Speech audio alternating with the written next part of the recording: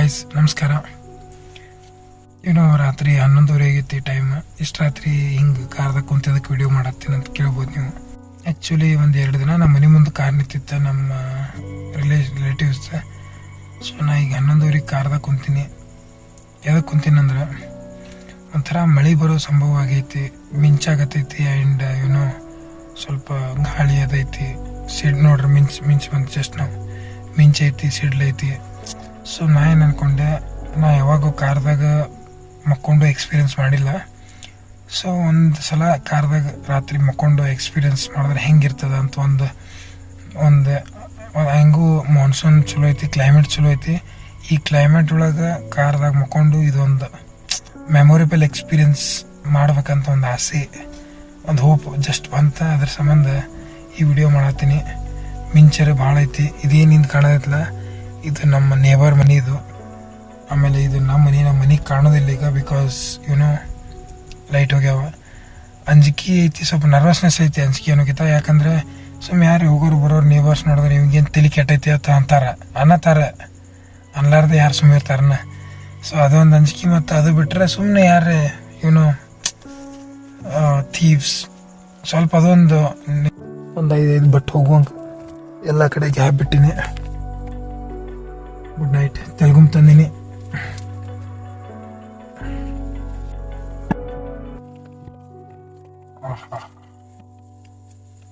Good night.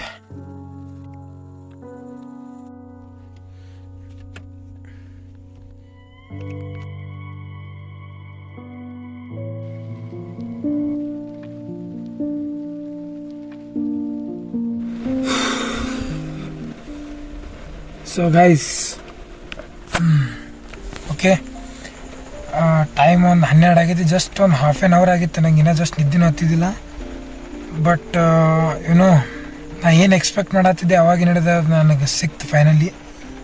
ಮಳೆ start ಆಗೈತಿ, ನಿಮಗೆ ಸ್ವಲ್ಪ ಆವಾಜ್ ಕೇಳಿಸ್ಬೋದು ಅದು.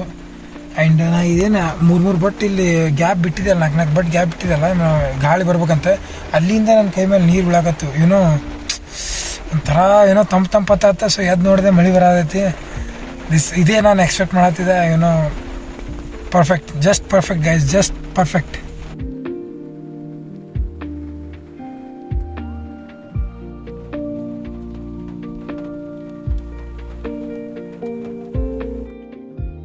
ಭಾಳ ಖುಷಿ ಆಗತೈತಿ. ನನಗೆ ಮಳೆ ಅಂದ್ರೆ ಆ್ಯಕ್ಚುಲಿ ಭಾಳ ಇಷ್ಟ. ಸೊ ನಾನು ಅನ್ಕೊಂಡಂಗೆ ಆಗತೈತಿ. Thanks to God. ಇಲ್ಲಿ ಮಳೆಯಿಂದ ಇಲ್ಲೇನು ಇದು ಬಿಟ್ಟಿಲ್ಲ, ಇಲ್ಲೇನು ಜಾಗ ಬಿಟ್ಟಿಲ್ಲ. ಇಲ್ಲೆಲ್ಲ ತಂಪಾಗತೈತಿ, ನೀರು ಬಿದ್ದು ಭಾರಿ ಖುಷಿ ಆಗತೈತಿ. I will sleep here only and will meet you in the morning.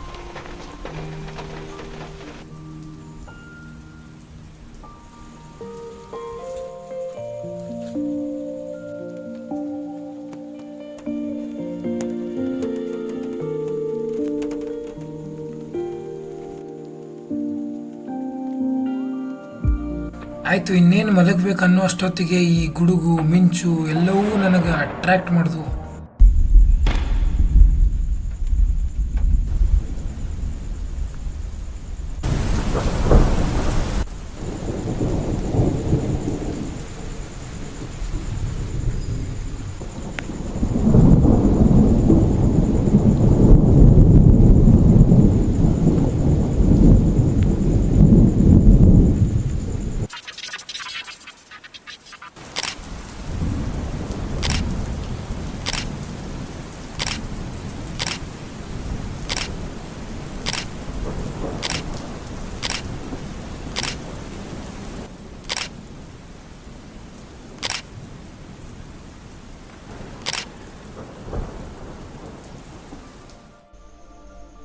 तो भाइयों बहनों, भाइयों बहनों, तो मैं आज ये आपसे कहना चाहूँगा कि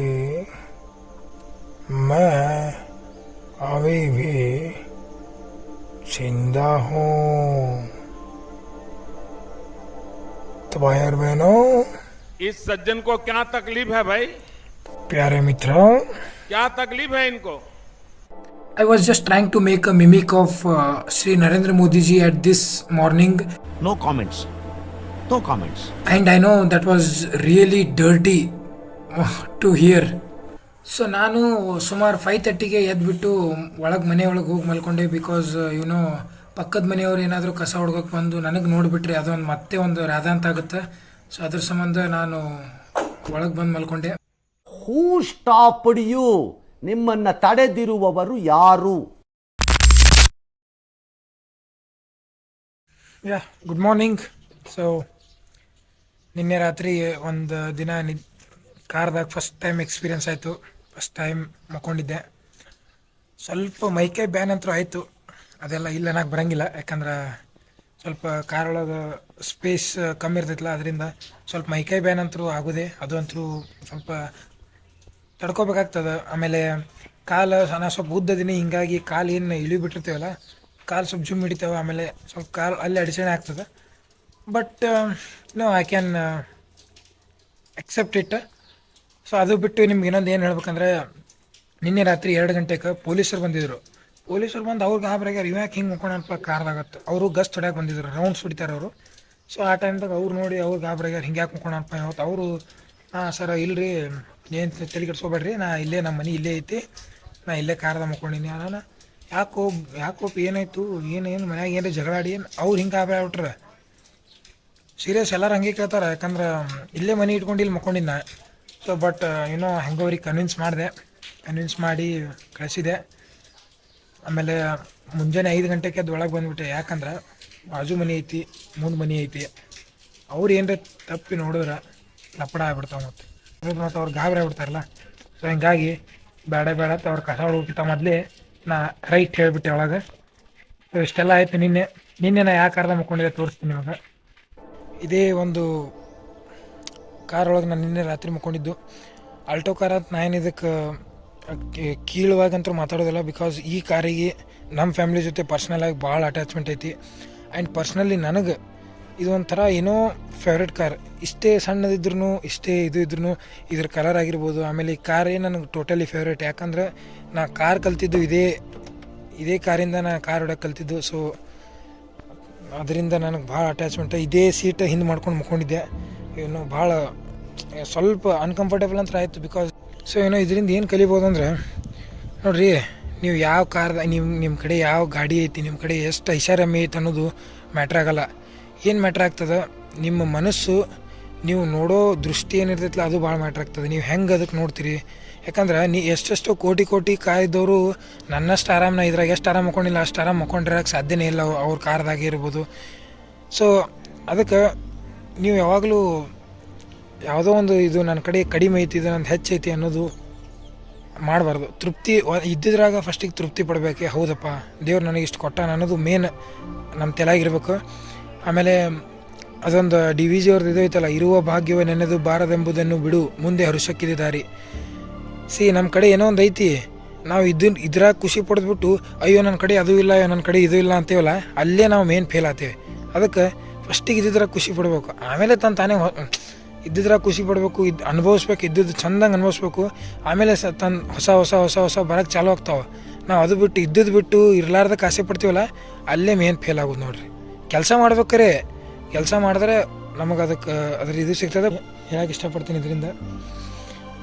over best experience with the best climate.